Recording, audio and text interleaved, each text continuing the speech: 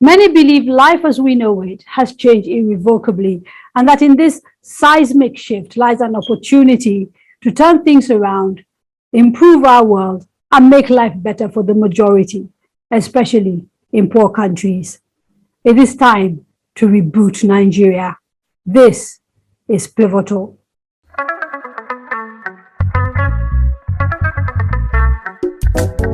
It is a debate that has been raging for years, and many times, just when we think it's finally about to be resolved, a disruption happens, and we're back to the start. I'm talking about the back and forth over the removal of oil subsidy. The federal government has reignited this debate by proposing to extend the subsidy removal beyond the lifetime of this administration. For this to be a reality, the Nigerian National Petroleum Company, the NNPC, has requested a total of 3 trillion naira from the federal government to fund subsidy payments for this year. Last November, the Minister of Finance, Budget and National Planning, Mrs. Zainab Ahmed, said the federal government could no longer afford to pay subsidy, which on average costs 250 billion naira per month. She said the government would instead pay a 5,000 naira stipend to the poorest Nigerians as transportation allowance. PIA, the Petroleum Industry Act, has a provision that all petroleum products must be deregulated. And in the 2020 budget, we made a provision to assume that at the maximum, by the end of June, we must exit subsidies. And the intervention we want to provide, so we said between 20 to 40 million people, and there's still a lot of work going on. We already agreed it will be 5,000 naira. And we also agreed that the remittances have to be done digitally. That was the Minister of Finance, Zainab Ahmed, speaking last year on the 5,000 naira transport allowance the government would pay to the poorest Nigerians when fuel subsidy payment is removed. But last month, the President of the Senate, Ahmed Lawan, insisted that the federal government never directed that fuel subsidy be removed. We've just finished our recess. We had gone home to our constituencies and senatorial districts, and we felt the pulse of our people. And I found it necessary to visit Mr. President as the leader of our government and our leader in the country to discuss this particular issue of concern to Nigerians. And I'm happy to inform Nigerians that Mr. President never told anyone that the petroleum subsidy should be removed. That was the President of the Senate insisting that President Buhari never ordered the removal of subsidy. A remark that many find puzzling since Nigeria signed a new petroleum industry law that would automatically require the removal of subsidy. That period for the implementation of that law is supposed to be 6 months from when it was first signed and expires this month. There are indications that the federal government will be seeking to expand to 18 months the period for the implementation of the new law through an amendment of the law. All round, there's a lot of confusion. To discuss the issue of subsidy, I'm joined on Pivotal today by respected economist, Professor Pat Otomi, and Mrs. Oyinda Adedoku, an oil and gas expert. Thank you for joining us today on Pivotal. Thank you. Thank you very much.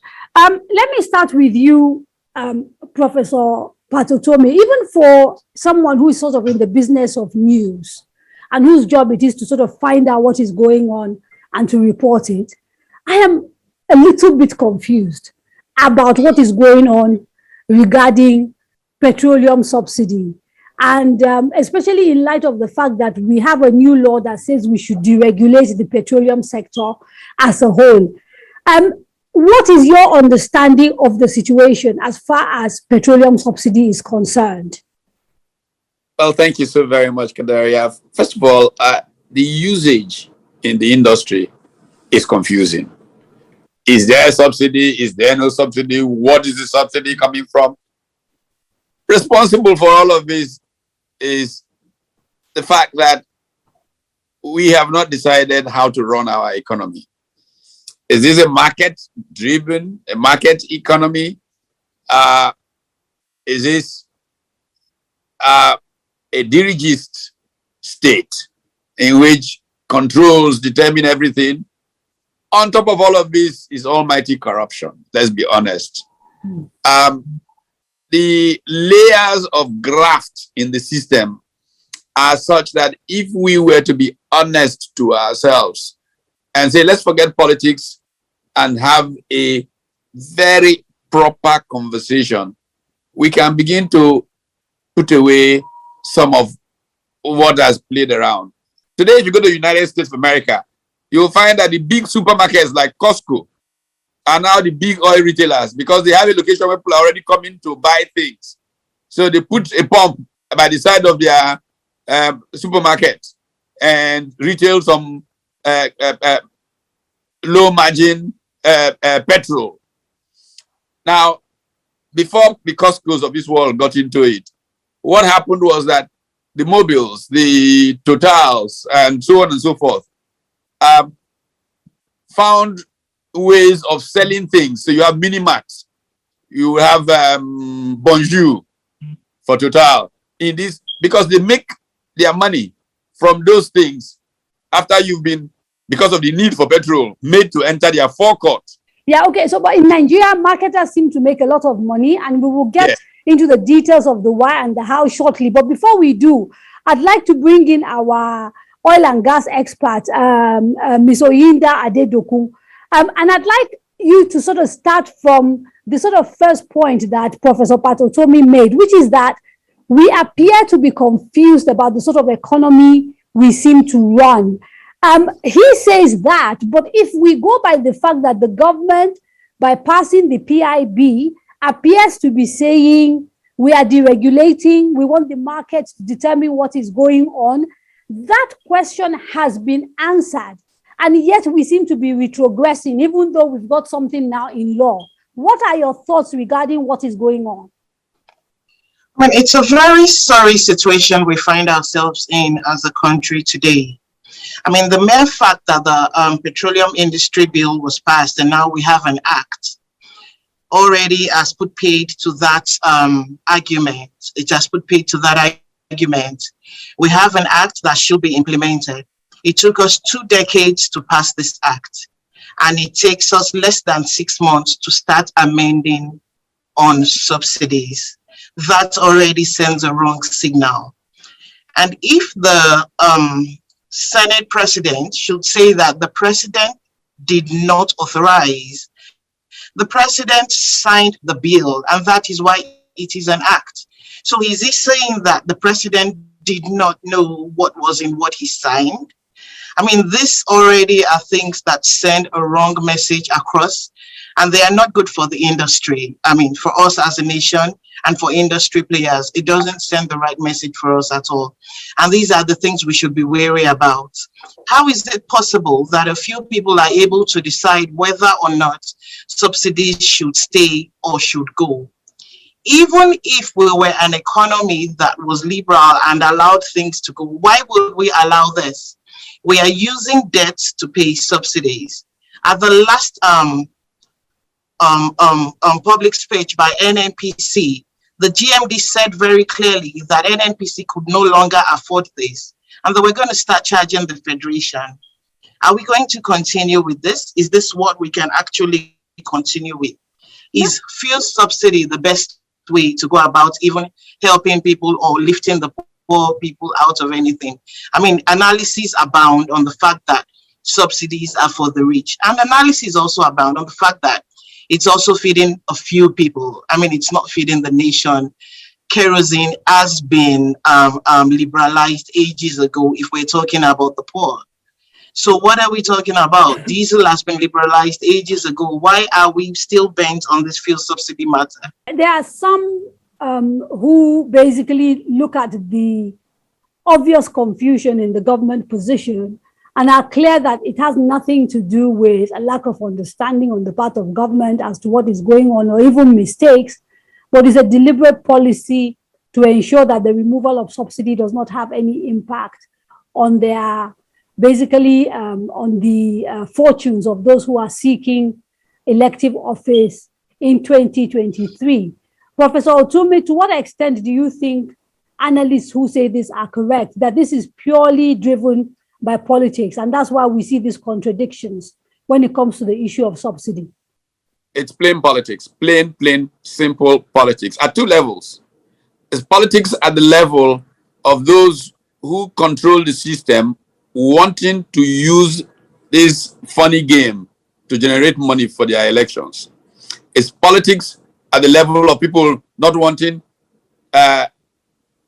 people feeling pressure to make them vote against their party's interests and all of that. And so you come to a very sad point in the nature of our political process. Even if you took that general politics and you had statesmen in power, you would say, okay, we are term limited. This is the time for us to take courageous decision. We're not going to go to another election. But they're not thinking like that. They want to postpone, quote unquote, the problem to another group to handle. Do you find that surprising, given that it's not as if this president is looking to run again? You would have thought, given that he's not coming back, that is, in other places, this is the sort of time that people take these sort of hard decisions. Absolutely. But you see, what we have is state capture. And the group of capture is much more than the individual who is at the top. The group of capture has a prolonged interest and want the process to sustain their interest. You know, for a political scientist, Nigeria is just brilliant place to study. My friend Richard Joseph, who wrote Pre-Bendal Politics in Nigeria, I mean, he must like every day wake up and say, goodness, what a place to study. You know? I mean, Mrs. Adedoku, in real terms, what is the impact on the petroleum sector, but also on the wider economy of this seeming refusal to take a decision and stick to it? I mean, the downstream sector of any petroleum company is where we should create jobs. The downstream sector is the place where people play in. The upstream, as we know, is for very few people. The downstream is where you have everybody. The downstream is the part of the petroleum sector that is good for the economy.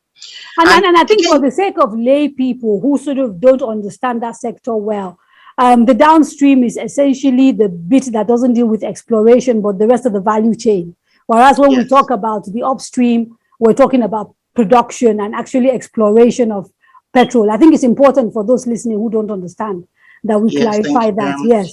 Okay. Go on. So the downstream sector is where you have the sales of fuel and refineries and all of that.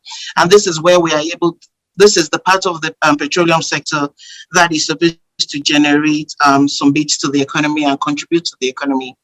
And this, I mean, by virtue of the kind of subsidy that is practiced in Nigeria, where NNPC has a monopoly, is totally locked up. So what you have effectively done, what has been effectively done with petrol now is that even the marketers we're talking about have been edged out. So NNPC, who is supposed to be a supplier of last resort, is the only one that brings in fuel. And NNPC by itself determines what the landing cost is. Every bit of the elements, you know, because fuel is determined by oil prices along the templates, are all determined by the NNPC and are fixed by the NNPC. So what are we talking about? And then we have the issue of consumption, which continues to rise. And please, this is beyond smugglers. If a trailer should take 30,000 liters, how many trailers are being smuggled out? We're not talking about a jerry can. We're not talking about what can go into a vehicle. We're talking about trailers that get outside our borders every day. So we're talking about 500 trailers. What are we talking about? How is that smuggled out? How is that being smuggled? I mean, that is the question. And who is checking this? Who is checking what we're actually consuming, and who is checking the figures determined? How do you get out that number of trailers every day? I mean, we're talking 500 to 1,000. Professor Otomi, we're talking about a 3 trillion naira subsidy at a time when Nigeria essentially, is not generating enough money to even fund its basic budget.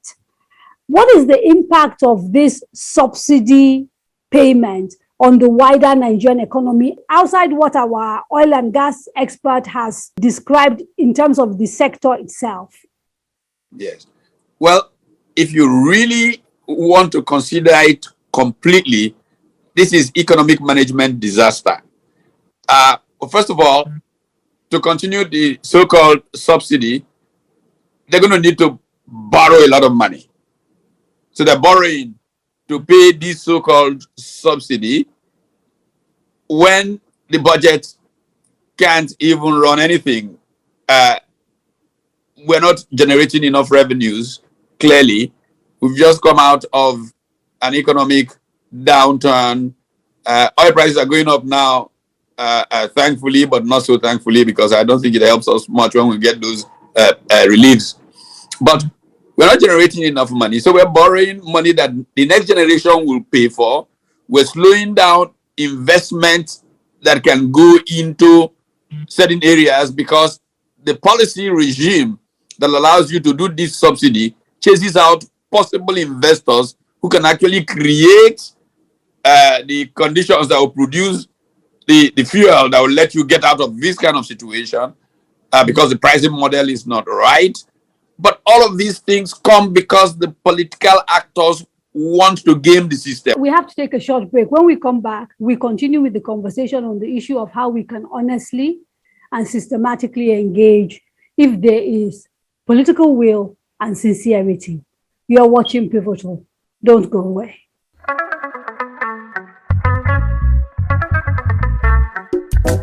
Welcome back to Pivotal. I'm talking to Professor Pat Otomi, an economist, and Mrs. Oyinda Adedoku, an oil and gas expert. And the subject on Pivotal today is subsidy, to remove or not to remove. Now, before the break, Professor Pat Otomi, you were describing the lack of sincerity and commitment and the lack of honesty in the whole process, which means we're going to continue to borrow to pay subsidy that nobody is really sure where it goes to. I'd like to ask our oil and gas expert, Mrs. Adedoku, this 3 trillion that we're talking about, and this is supposed to be exported out because people have sort of tried to lay the blame on smuggling, etc. What are your views regarding where subsidy goes to in real terms?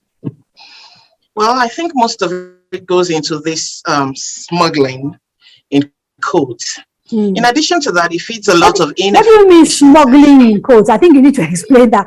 Are you saying you do not believe that any smuggling? I don't buy that. So let me ask you the question. According to the NNPC, Nigeria consumes 100 million liters daily of petrol. Do you believe that is our consumption for real, or you're saying that this is exaggerated?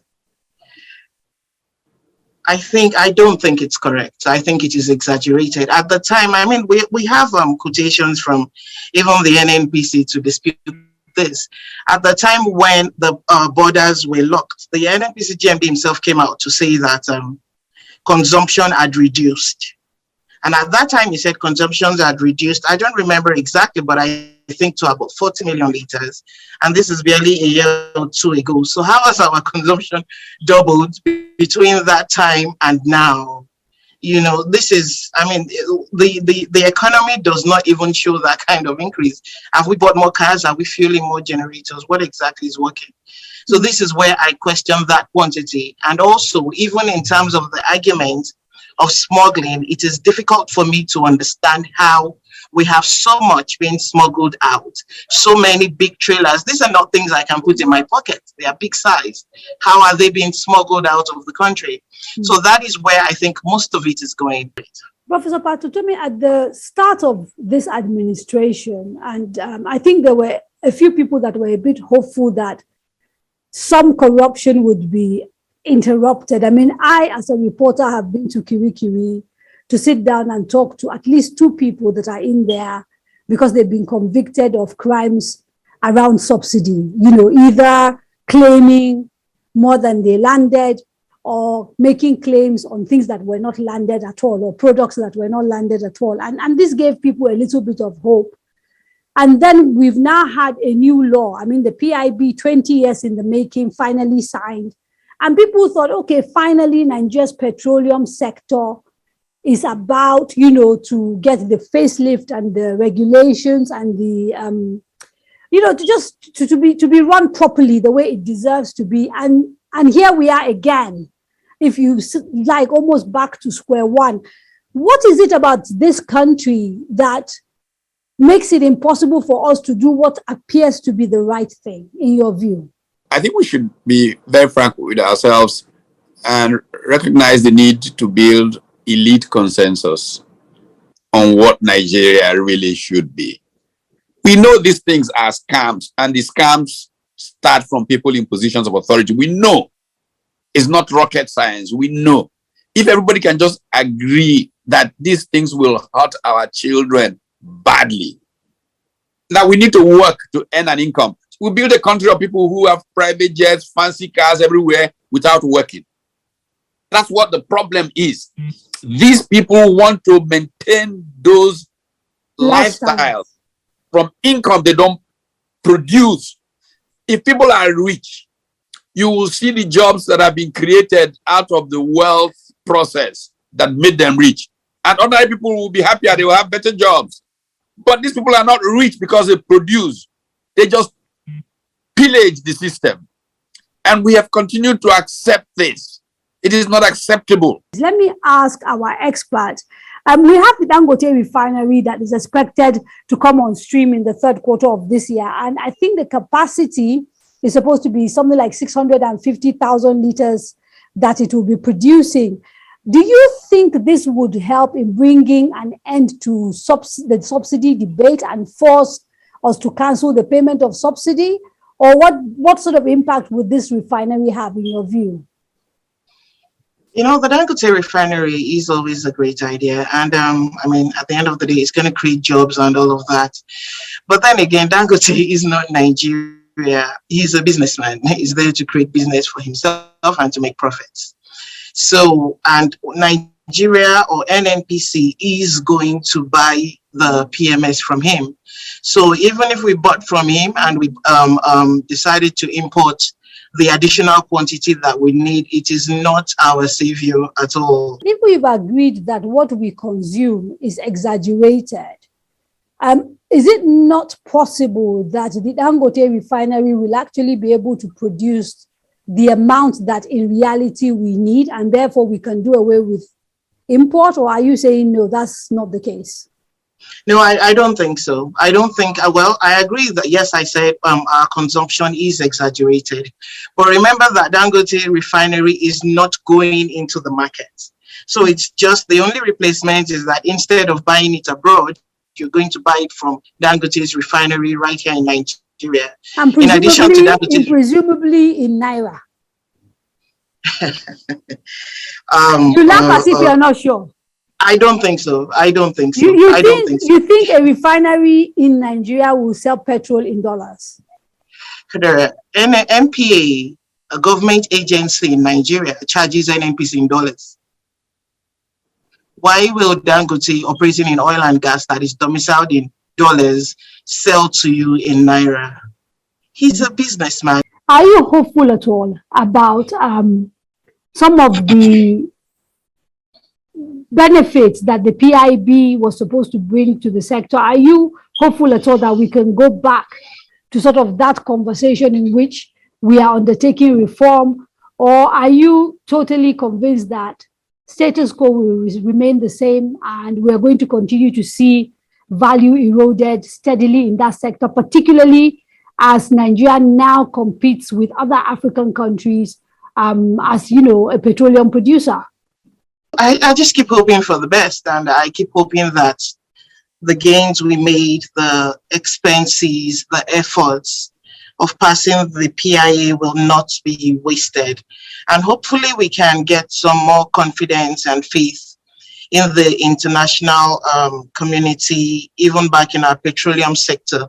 This has definitely caused a dent. I mean, if I had money to invest now, I won't come to Nigeria currently, especially as I have seen that for the most minute reason, the laws can be, I mean, just amended like that. So, and this is the guiding step. So we had waited 20 years for Nigeria to have a legal background for the petroleum industry.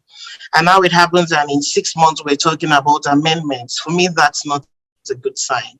Professor Tommy, I mean, that sort of sums up, I think, what the bulk of people working in that sector feel, you know, about the proposed reforms in the oil and gas sector. But for a lot of other people, the debate, they think is even late, considering that the energy conversation globally is tilting towards sustainability, and the oil and gas sector is fast becoming, if you like, old-fashioned.